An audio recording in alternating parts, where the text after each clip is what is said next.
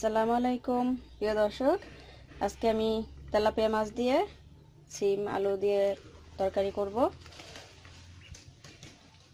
প্রথমে আমি চুলাটা অন করে নিলাম।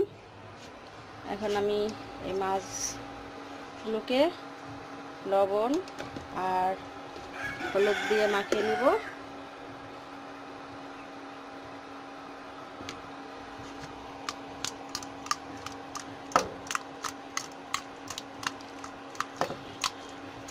তারপর মাছগুলোকে তেলে ভেজে নিব।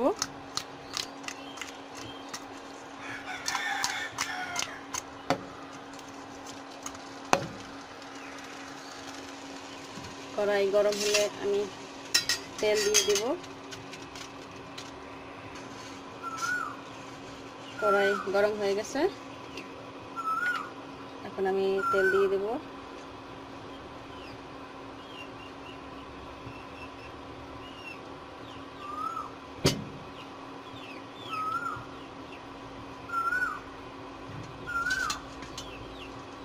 তেল গরম হয়ে এলে তারপর আমি মাছগুলো ভেজে নেব।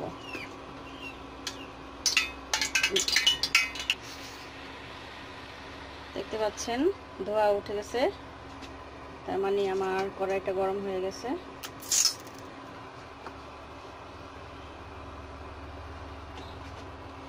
প্রথমে আমি একটু তেলের মধ্যে লবণের ছিটা দিয়ে দেব। লবণ দিলে কি হয়, আপনার মাছগুলো কড়াইতে লেগে যাবে না, উঠে আসবে সহজেই।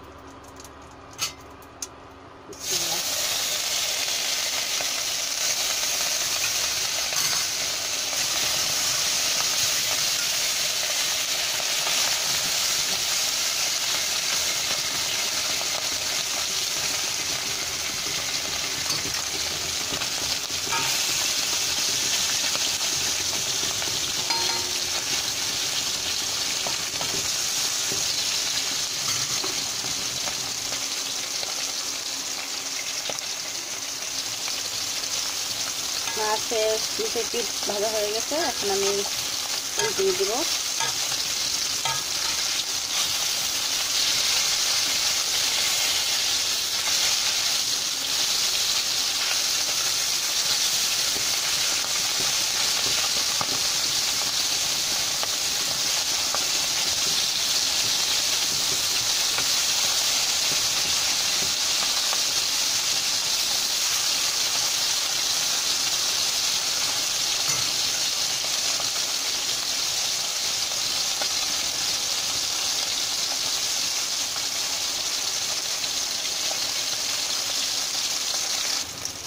মাছের এপিট ওপিট ভাজা হয়ে গেল, এখন আমি মাছগুলো উঠিয়ে ফেলবো।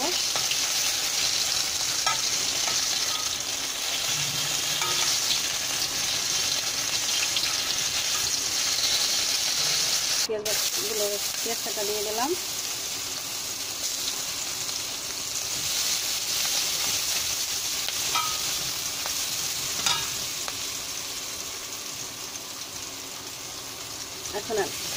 এখন আমি এর মধ্যে এক এক করে বাটা মশলাগুলো দিয়ে দিব। কিছু কাঁচামরিচ দিয়ে দিলাম, অল্প কাঁচামরিচ আর অল্প গুঁড়ামরিচ দিব।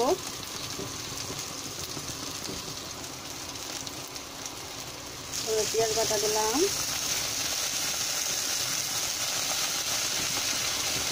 রসুন বাটা, জিরা বাটা, আদা বাটা, সব বাটা মশলাগুলোকে এখন ভালো করে তেলে নেব। আমি একটু পানি দিয়ে দিই।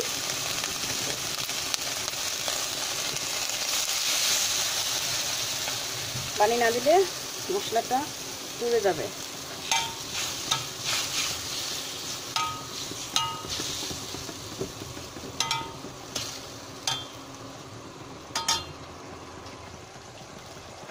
এখন আমি এর মধ্যে মরিচের গুঁড়ো, হলুদের গুঁড়ো দিয়ে দেবো।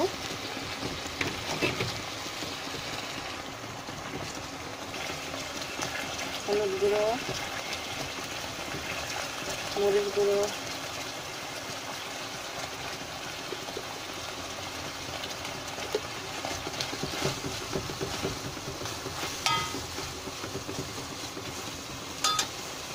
আসলে আমার ইন্ডাকশন তো, তলায় কোনো ইয়া নাই, কোনো উঁচু নিচু না, জায়গা নাই, একদম সমান, তাই নড়াচড়া করে, একটু বেশি নড়ে, দিয়ে ধরে রাখতে হয়। পানি দিয়ে দিই মশলাটা ভালো করে কষানোর জন্য। পানি দিয়ে দিলাম। আমার আরেকটু তেলের প্রয়োজন, তাই একটু তেল দিয়ে দেবো।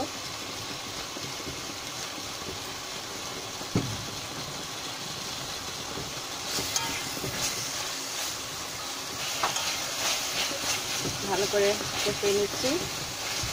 লবণ দিয়ে দেবো,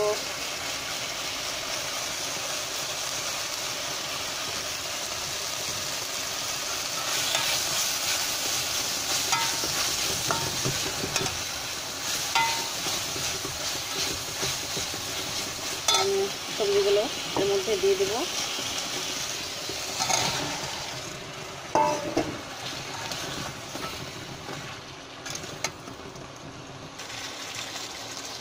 এখন আমি এই সবজিগুলোকে ভালো করে নেড়ে মশলাটাকে মিশিয়ে নিয়েছি। অল্প একটু পানি দিয়ে সবজিটা সিদ্ধ হওয়ার জন্য পানি দিয়ে দিলাম। এখন আমি ঢেকে কিছুক্ষণ রান্না করব এভাবে। আমি এখন ঢাকনাটা একটু উঠিয়ে দেখি কি অবস্থা। হ্যাঁ, সব ঠিক আছে, আরও কিছুক্ষণ সিদ্ধ হবে,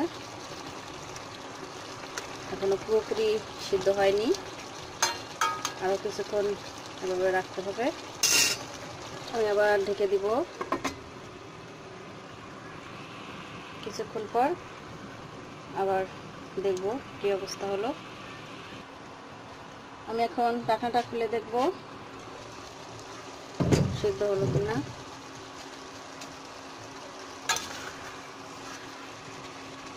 হ্যাঁ, সব সিদ্ধ হয়ে গেছে, আলু, সিম। এখন আমি পানি দিয়ে দেব। আমি তরকারিতে দেওয়ার জন্য পানি গরম করে রেখেছিলাম, গরম পানিগুলো দিয়ে দিলাম।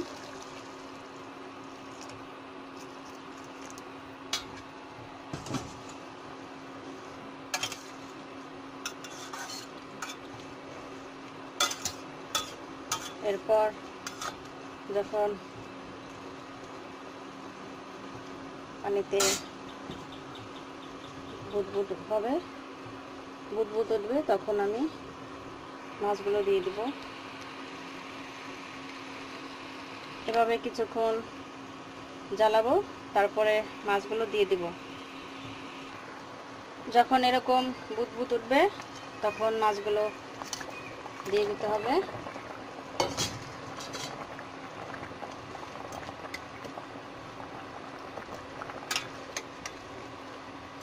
এখন কিছুক্ষণ ঢেকে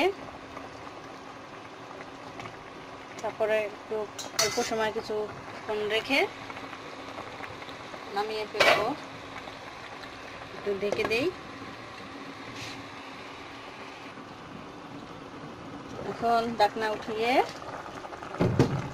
লবণটা একটু চেক করে তারপর আমি নামিয়ে ফেলবো।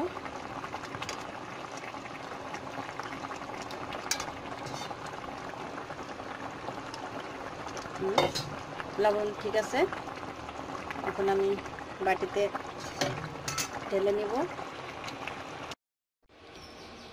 দেখতে পাচ্ছেন, এই হলো আমার সিম আলুর তেলাপিয়া মাছের ঝোল। তো বন্ধুরা, আজকের আমার এই রেসিপিটি যদি ভালো লেগে থাকে তাহলে অবশ্যই লাইক, কমেন্ট, শেয়ার করবেন। আর পরবর্তী ভিডিও দেখার জন্য অবশ্যই সাবস্ক্রাইব করে পাশে থাকার বেল বাটন অন করে দিবেন। আজ এই পর্যন্তই, পরবর্তীতে অন্য কোনো রেসিপি নিয়ে আসবো। আল্লাহ হাফেজ।